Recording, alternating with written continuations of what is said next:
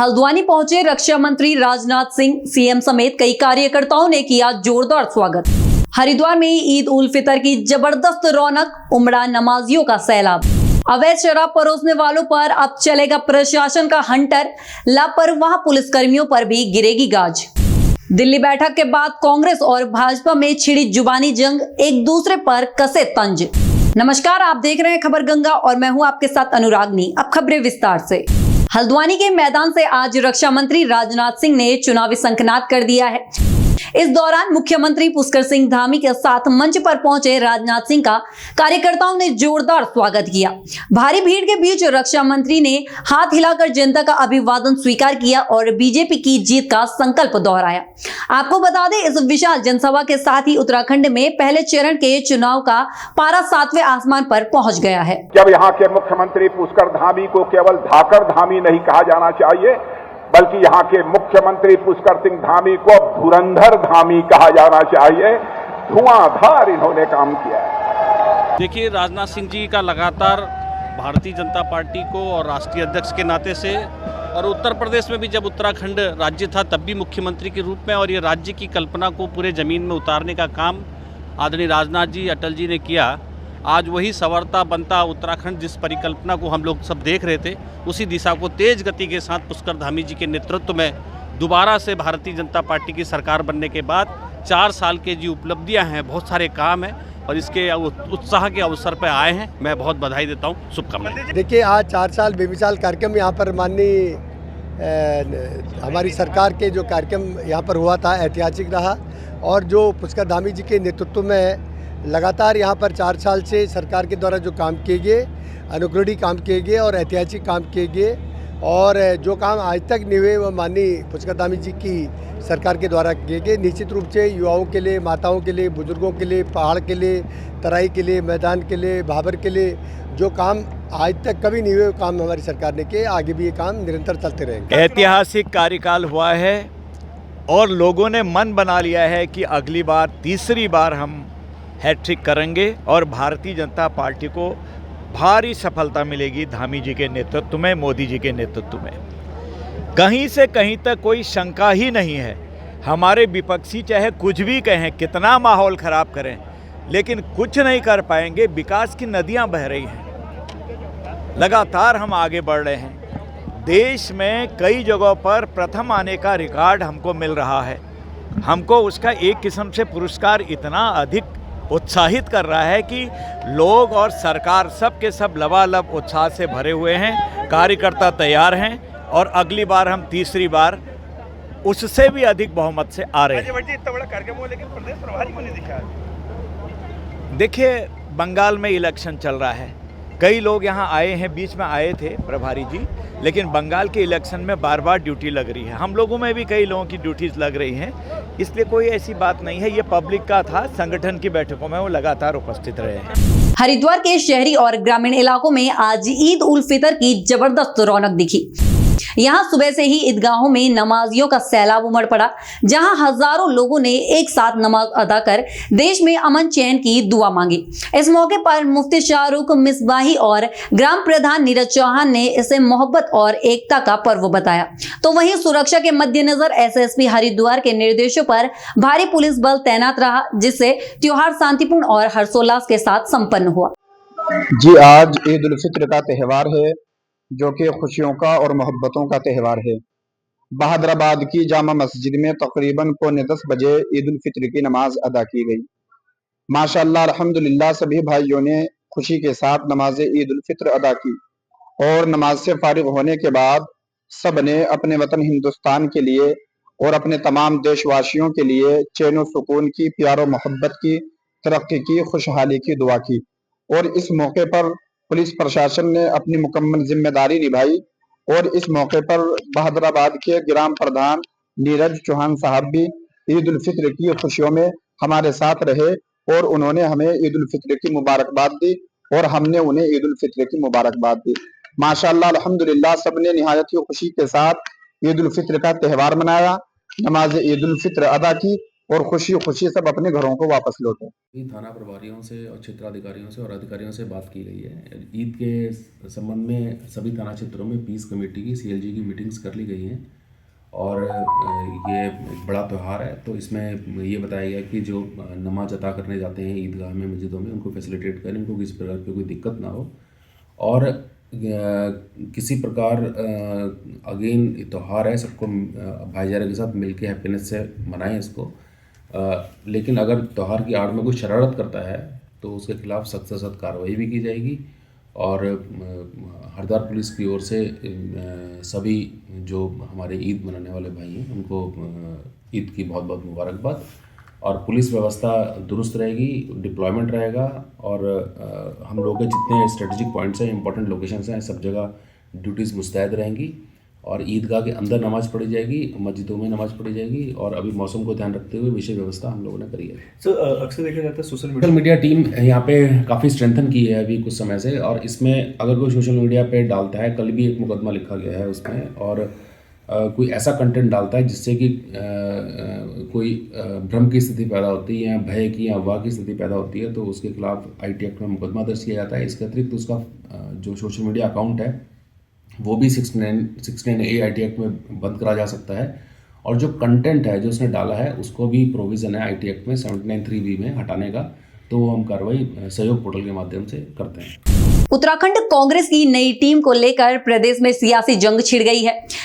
दिल्ली में कुमारी शैलजा के साथ हुई हाई लेवल बैठक के कई दिन बाद भी कार्यकारिणी का पता नहीं है। इस पर बीजेपी प्रवक्ता हनी पाठक ने तंज कसते हुए इसे कांग्रेस की पुरानी अंतर्कलह बताया, तो वहीं दूसरी ओर कांग्रेस प्रवक्ता शिषपाल बिष्ट का कहना है कि यह देरी नहीं बल्कि संगठन को मजबूत करने की गंभीर रणनीति है। देखिए, कांग्रेस में जब कार्यकर्ता बचे होंगे तभी ना कहीं कार्यकारिणी का गठन होगा। वहां पे तो सभी अपने आप को नेता बनते हैं, सभी सुरमा भोपाली बनकर घूमते हैं। और दूसरी बात मैं ये कहना चाहूंगी, करण महाराज जी के भी कार्यकाल में कार्यकारिणी का गठन नहीं हुआ था और गढ़वाल के लाल जो अपने आप को कहते हैं, अपने आप में जो उत्तराखंड को बांटने का कार्य कर रहे हैं, क्योंकि उत्तराखंड तो गढ़वाल और कुमाऊं दोनों को ही लेकर मिला है, लेकिन वो स्पष्ट रूप से कहते हैं गढ़वाल के लाल, तो इससे साफ तात्पर्य होता है कि वो अपने आप में उत्तराखंड को बांटने की कोशिश कर रहे हैं। उन्होंने कहा था मात्र 1 महीने में हमारी कार्यकारिणी का गठन हो जाएगा।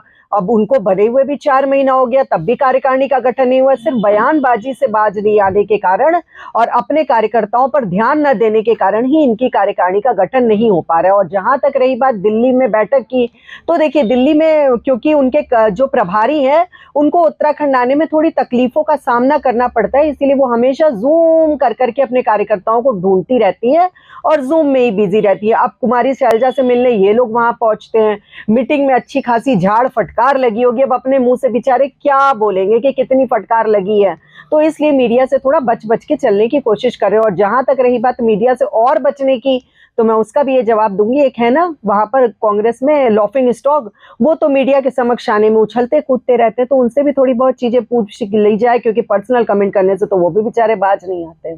पार्टी अपने अंदरूनी झगड़ों में इतनी उलझी हुई है कि अब उससे जनता का ध्यान भटकाने के लिए वो कांग्रेस की बैठकों पर ज्यादा नजर रखने लग गई है। भाई कांग्रेस की बैठक में रणनीतिक चर्चा हुई है, पार्टी संगठन को मजबूती देने के लिए रणनीति बनी है और कांग्रेस पार्टी को जब लगेगा कि इस रणनीति का खुलासा करना, ये मीडिया से साझा करना, तब उसको मीडिया के साथ भी साझा किया जाएगा। अब अगर बंद कमरे की बैठकों पर भी जो है भाजपा को लगता है कि कांग्रेस उनको सार्वजनिक करे, तो निश्चित तौर पर जितना मीडिया को बताने का होगा वो बताया जाएगा। लेकिन 2027 के विधानसभा चुनाव में किसी भी प्रकार की कोर कसर कांग्रेस पार्टी की ओर से ना रहे। प्रदेश की किन समस्याओं पर जमीनी संघर्ष करना है, कौन से कार्यक्रम आने वाले 3 महीने में होने हैं, आने वाले समय में भारतीय जनता पार्टी की जन विरोधी नीतियों को कैसे जनता के सम्मुख ले जाना है, दिल्ली की बैठक में इन सभी पर व्यापक विचार विमर्श हुआ और आदरणीय हमारे प्रदेश अध्यक्ष गणेश गोदियाल जी ने भविष्य की रणनीति का खाका आदरणीय प्रदेश प्रभारी जी के सम्मुख रखा और प्रदेश प्रभारी जी का मार्गदर्शन भी प्रदेश में संगठन को गति देने के लिए दिल्ली की बैठक में मिला है।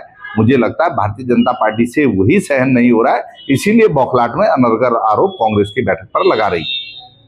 सितारगंज में भी आज ईद उल फितर का जश्न सिर चढ़कर बोल रहा है, जहां शहर की ईदगाहों और मस्जिदों में मुस्लिम समाज के हजारों नमाजियों ने एक साथ ईद की नमाज अदा की और देश में अमन, चैन और भाईचारे की दुआ मांगी। मौके पर चारों तरफ उल्लास का माहौल है और प्रशासन ने भी सुरक्षा के कड़े इंतजाम किए हैं। और वतन के और हिंदुस्तान के लिए शांति और मोहब्बत भाईचारा के लिए मैसेज देख दिया। और इंशाल्लाह जैसे कि एक चीज़ और एक कमी और बताऊंगा, जैसे कल हमारी मीटिंग हुई थी थाने में, जो लाइट को लेकर हमने कहा था, लेकिन लाइट की समस्या फिर भी बनी रही। लाइट नमाज के ही टाइम लाइट काट दी गई, लेकिन वैसे शांति मीटिंग में ये बात रखी थी, हाँ रखी गई थी, लेकिन लाइट फिर भी काट दी। लेकिन यहाँ पे प्रशासन का बहुत बहुत शुक्रिया, सब तैनात हर होने पर लगा हुआ। किसी तरीके की कोई भी समस्या यहाँ पर किसी तरीके नहीं बनी। लोग शांति सुकून से नमाज पढ़ के मोहब्बत के साथ मिलकर एक दूसरे के साथ घर जा रहे हैं और ईद मना रहे हैं। और इंशाल्लाह ये सिलसिला आगे भी हमेशा ऐसे ही चलता रहेगा। रहमतुल्लाहि व बरकातहू। मैं पहले तो तमाम भारत के मुसलमानों को ईद मुबारक की बहुत बहुत दिल की गहराइयों के साथ मुबारकबाद पेश करना चाहता हूँ। और उसके बाद हमने प्यारा महीना जो माह सय्याम था, रहमतों और बरकतों वाला महीना था, इबादत का महीना था, वो गुजरने के बाद आज इम्तिहान में तमाम मुसलमान बैठे और इम्तिहान में जो कामयाब होगा वही यहाँ और अल्लाह के यहाँ दोनों जगह कामयाब है। मुसलमान आज के दिन बैठकर पूरे भारत का मुसलमान हर लाखों की तादाद में एक पैगाम देता है अखलाक का, प्यार का, मोहब्बत का, कि देखो ईद का दिन आज सिर्फ खुशी का नहीं है बल्कि खुशियाँ बांटने का दिन है। आज गरीबों पे शफकत का हाथ रखने का दिन है, यतीमों को गले लगाने का दिन है और बेवाओं के साथ हुस्न सलूक करने का दिन है, एक दूसरे को मुबारकबाद देने का दिन है और अपने मुल्क के भारत के लिए दुआएं करने का दिन है। आज का दिन बड़ा मुबारक है और आज के दिन हमें ये पैगाम देता है कि हम नफ़रतों की दीवारों को गिरा दें और मोहब्बतों के चिरागों को जला दें। लिहाजा पूरे भारत के मुसलमानों को मैं ये अपील करता हूँ कि हर मोड़ पर इन्नल्लाह मअस साबिरीन का दामन थाम कर इंशाअल्लाह ताला सब्र करने के बाद में देखो कि अल्लाह तुम्हारे साथ रहेगा और तुम ही कामयाब थे, तुम ही कामयाब हो, तुम ही कामयाब रहोगे। लेकिन कभी भी किसी हाल में सब्र का दामन मत छोड़ना और मुल्क हिंदुस्तान में अमन व अमा कायम रखना। दिली मुबारकबाद पेश करता हूँ पूरे भारत के लोगों को। मैं ईद उल फितर की दिली मुबारकबाद पेश करता हूँ और क्षेत्र के जितने लोग यहाँ देख रहे हैं क्षेत्र में, आप सभी को तहे दिल से ईद उल फितर की दिली मुबारकबाद पेश करता हूँ। आज देखिए प्रशासन ने पूरी तरीके से ईद उल फितर की नमाज अदा कराई है। मैं प्रशासन का भी शुक्रिया अदा करता हूँ कि बिल्कुल अपने तरीके से वो मुझे करा और ट्रैफिक वगैरह को भी रोका गया है और बड़े बेहतर तरीके से नमाज ईद उल फितर अदा कराई गई है। हरिद्वार और सितारगंज के साथ साथ लालकुआं में भी आज ईद उल फितर की जबरदस्त रौनक दिखी। यहाँ जामा मस्जिद और रोशना मस्जिद में नमाजियों ने नमाज अदा कर देश में अमन चैन की दुआ मांगी और नमाज के बाद गले मिलकर एक दूसरे को ईद की मुबारकबाद दी है। खास बात ये रही कि हाथी खाना क्षेत्र में बड़े उत्साह के साथ लंगर भी लगाए गए, जहां भाईचारे की अनूठी मिसाल देखने को मिली। अस्सलामु अलैकुम व रहमतुल्लाहि व बरकातहू। माशाल्लाह शुरू रमज़ान से लेकर आखिरी रमज़ान तक माशाल्लाह सब ने रोज़े रखे, तरावी पढ़ी, नमाज़ें पढ़ी। माशाल्लाह बहुत अच्छा माहौल रहा, सुकून का माहौल रहा। लोगों ने बहुत अच्छी तरीके से नमाज़ें भी पढ़ी। आज ईद की नमाज़ पढ़ी गई है और हमने आज ईद की नमाज़ में अपने इस देश के लिए, अपने वतन के लिए दुआएं मांगी हैं कि अल्लाह ताला हमारे इस देश के अंदर अमन और सुकून अता फ़रमाए और खुशहाली अता फ़रमाए। मैं अपने तमाम देशवासियों को इस ईद उल फितर की बहुत बहुत मुबारकबाद पेश करता हूँ और मैं अपने तमाम ही अपने देशवासियों से ये गुजारिश करता हूँ कि हम अपने हिंदुस्तान के अंदर अमन और सुकून का माहौल बना के रखें, चैन और सुकून के साथ रहें, एक दूसरे से मोहब्बत का बर्ताव पेश करें। हरिद्वार के रोशनाबाद में गैस सिलेंडरों से गैस चोरी का बड़ा खेल उजागर हुआ है। स्थानीय लोगों का आरोप है कि घर घर सप्लाई देने वाले कर्मचारी हर सिलेंडर से 1 से 2 किलो गैस उड़ा रहे थे, जिसके बाद शिकायत मिलते ही जिला पूर्ति विभाग की टीम ने मौके पर छापेमारी की, जहां शुरुआती जांच में ही कई सिलेंडरों में गैस कम पाई गई। फिलहाल विभाग इस धांधली की तह तक जाने में जुटी है। देहरादून के रेस्टोरेंट और ढाबों में अवैध शराब परोसने वालों पर अब प्रशासन का हंटर चलने वाला है। एसएसपी प्रमेंद्र सिंह डोभाल ने सख्त चेतावनी जारी की है कि अगर किसी भी स्थान पर अवैध शराब मिली तो सिर्फ ढाबा संचालक ही नहीं बल्कि इलाके के लापरवाह पुलिसकर्मियों पर भी गाज गिरेगी।